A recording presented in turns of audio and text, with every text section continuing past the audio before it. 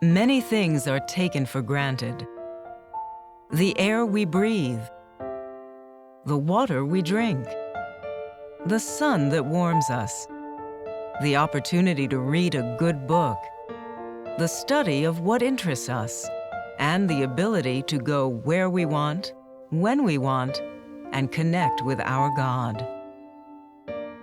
But for those who cannot read the prayer book, cannot hear the sermon, cannot walk down an aisle, worship with a welcome community is a longed-for treasure, and it takes strength and courage to pursue that bond, find that home.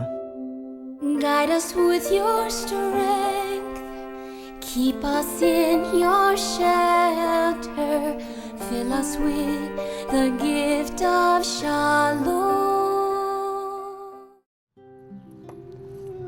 Access and inclusion were the dominant factors in Sherry Rose Rubin's search for a Jewish nursery school for her son, Max.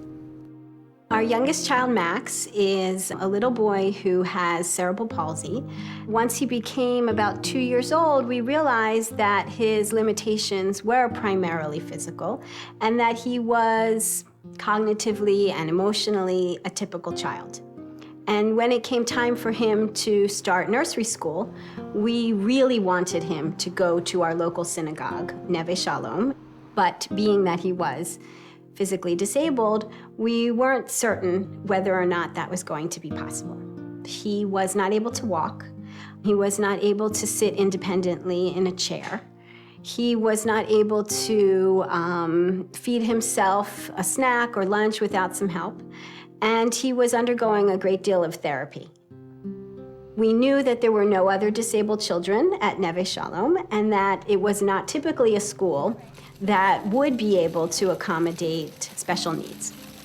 So we began an initial discussion with them. Good morning, Max. You ready for school?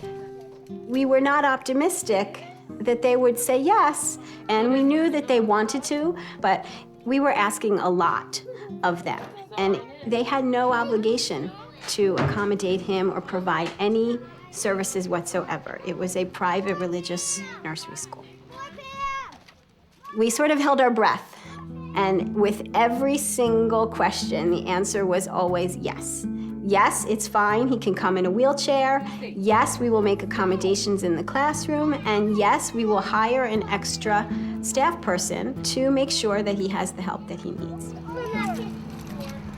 We not only wanted him to learn the ABCs and learn about the holidays and be socialized, but we needed to be sure that he would be surrounded by people who were accepting.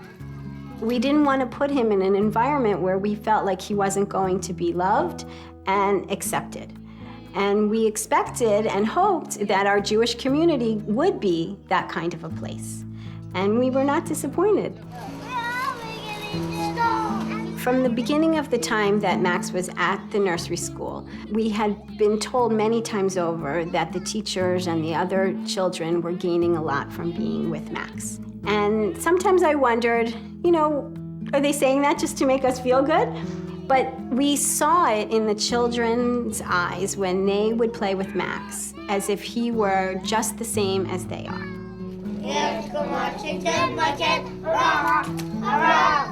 His friends understood that he needed a little bit of extra help.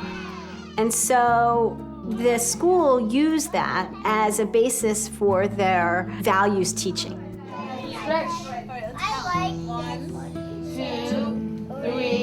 Everybody needs a little bit of help. And so to make Max not feel like he was the only one who needed help, the teachers instituted a few programs that showed how children can help each other. Everyone had a buddy, not just Max.